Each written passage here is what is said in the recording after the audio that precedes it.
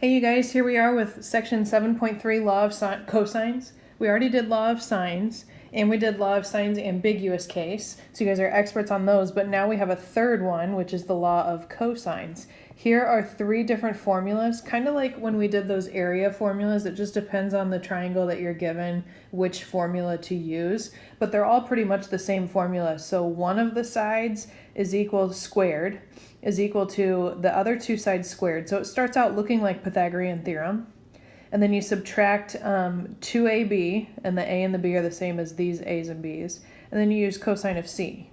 So in order to kind of keep this straight, the c, whatever it starts with, is what goes with the cosine, and then the a and the b are here also.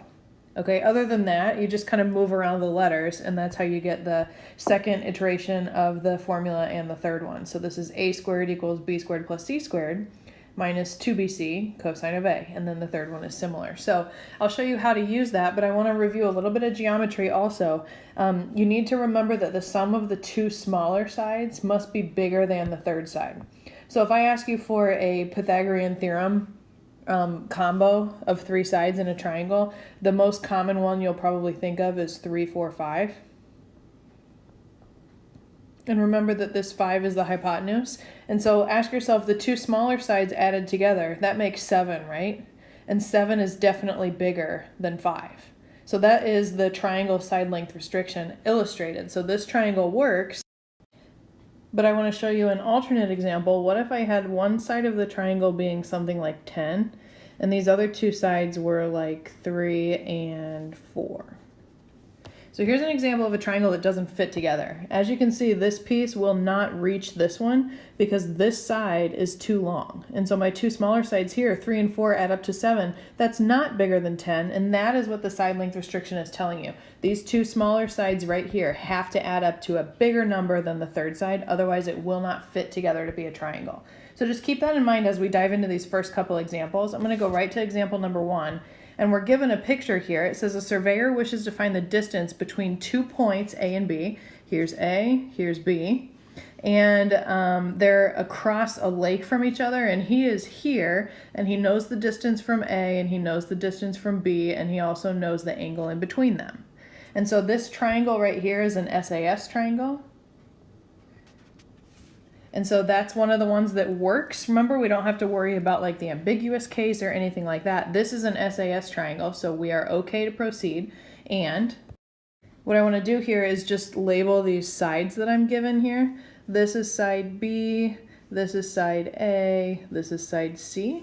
So remember that the angle, whatever the angle is, the opposite side is used the lowercase letter of that same letter. So here's angle B, this is side B, here's angle C. What I'm looking for is side C. That's the question, that's what it's asking me. And they've already plugged in all the angle measures and stuff, so what I'm going to do is, since I want to find side C, I'm going to use my equation up here, the one that has the C squared in it, the first one that I wrote down, because I'm looking for side C, so I want the C squared here by itself, and I'll plug in all this other stuff. So I wrote down, since we want to find side C, use the formula that has C squared. So that's how to determine like which one to use. What are you looking for? And then just move the numbers around so that they plug into the right spot. So I have C squared equals A squared plus B squared. Remember, it starts out like Pythagorean theorem, minus 2AB. Those are the same letters as these two. Cosine of C, this letter, angle should match this letter. Okay, so now I'm going to plug in all my numbers that I know. So I have A squared and B squared. The A is 423. The B is 259.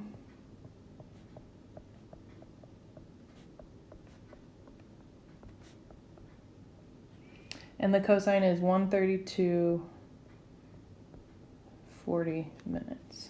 Okay, so you can type all of this into the calculator all at once. Just be careful because you know the calculator is going to open up a parenthesis when you do the cosine, so make sure you close it. But remember what that's going to give us is C squared. So at the end of this, what I'm going to have to do is square root my entire number. Okay, so go ahead and crunch this in the calculator and then square root it. And you can pause the video and type that in. Make sure you're comfortable using your calculator, but it gives us C equals 628. 1.101, I believe it is miles, yes. So that's how the formula works. So it looks really like long and intimidating and scary, but you can just type a bunch of this stuff in. You just have to be really careful typing it and make sure you got your formula correct. Okay, I'm actually going to skip 2 and 3. I want to save those for class tomorrow. So I'm going to save this for class, and I'm going to save this one for class. I want to do those together. I want to go right to number 4, because you know how trig is very similar to geometry. And this is a question about a parallelogram. So I want to remind you of some properties of parallelograms. So hopefully you remember that a parallelogram looks something like this. Okay, so parallel, parallel, these are parallel. That's what a parallelogram looks like. And what is a diagonal? Well, it goes from corner to corner. So here's one diagonal, and here is another one. So here's our picture.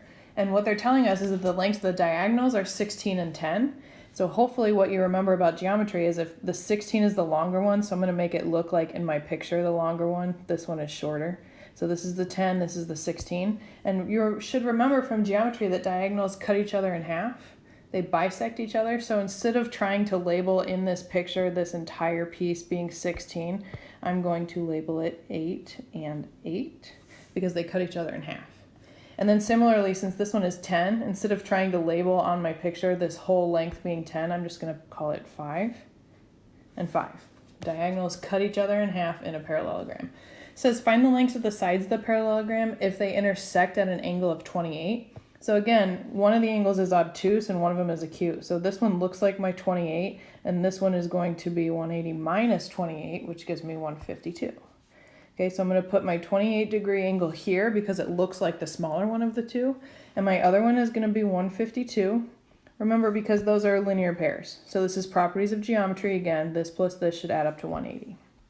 So what I have now is I have two different triangles that are not right triangles, but I have side, angle, side for one of them, and I have side, angle, side for another one. So this is SAS for both triangles. And so I don't have enough information to do law of sines. That's why we have this formula that is law of cosines.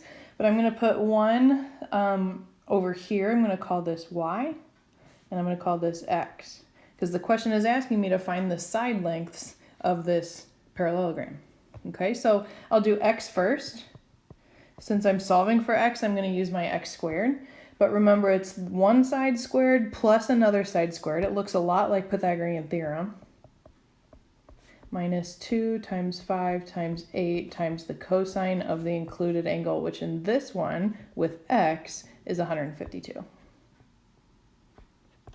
And you can type all of that into the calculator at one time. Make sure you square root your x at the end because this is equal to x squared. And I get 12.63. So go ahead, type that in your calculator and check it with mine. The next one I'm going to do is y squared. And that's going to be almost the same exact formula, you guys. So y squared equals 5 squared plus 8 squared. Use the other two sides. Minus 2 times 5 times 8 and the sine or the cosine of the included angle. So the only difference here is that I'm using cosine of 28 instead of 152. Otherwise, it's the exact same. So I'm going to do 5 squared plus 8 squared minus 2, 5, 8, cosine of 28 in this case. That's going to give me a smaller side for y because it is the smaller side of my parallelogram. It gives me 4.28. So again, pause the video, type that into your calculator, make sure you're comfortable getting those answers, but don't forget how to draw what a parallelogram looks like and all this information about diagonals, okay?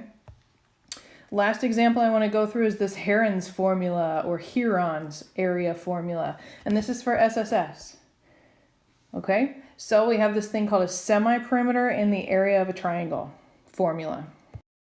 Here's what it looks like. You can pause and copy this down, but the semi-perimeter, we use an S to note that, to do like the abbreviation for it. And what it is, it's exactly as it sounds. You guys know what a perimeter is, right? The distance all the way around. In this case, we're doing triangles. So the distance of a triangle all the way around, but semi means half. Okay, so add up all the sides, cut it in half. That's what a semi-perimeter is. And then the area of a triangle, I have a different formula. So we have areas of triangles for SAS, That was in section 7.1. If you remember, flip back to the very first page of your notes packet. Those were area formulas for SAS. Now we have an area formula for SSS, and it uses this semi-perimeter. Okay, so here is the semi-perimeter. It appears 1, 2, 3, 4 times in the area formula. So you just take your semi-perimeter and you subtract A, subtract B, subtract C, throw it in the square root, and plug and chug, okay? So what I'm going to do is draw this triangle for this very last question. The different distance from LA to New York is 2451. Distance from New York to Montreal is 331. And Montreal to LA is 2427. Okay.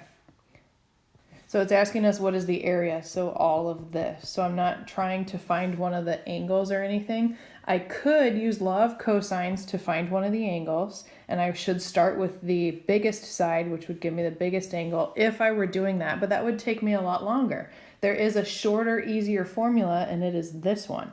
All it means is you have to compute the semi-perimeter and then plug it into this formula. Okay, so I'm going to start with that. I'm going to do S equals 1/2. Add the three sides together, 2451, 2427, 331.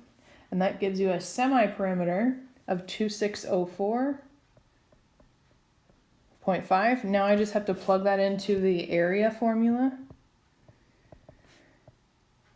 And it's a really small square root. I'm going to try and write a little bit smaller.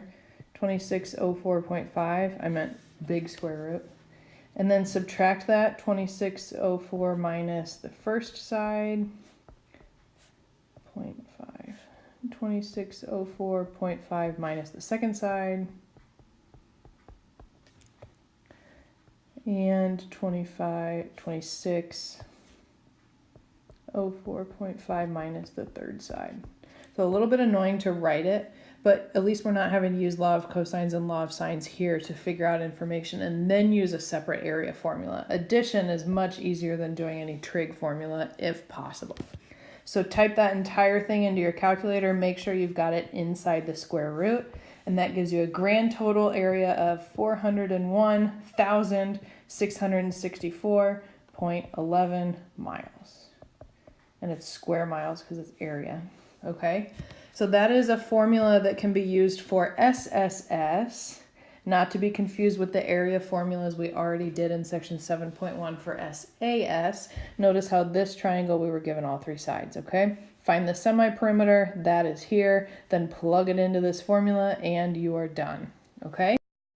All right, thanks a lot, you guys. Have a great night. I'll see you tomorrow.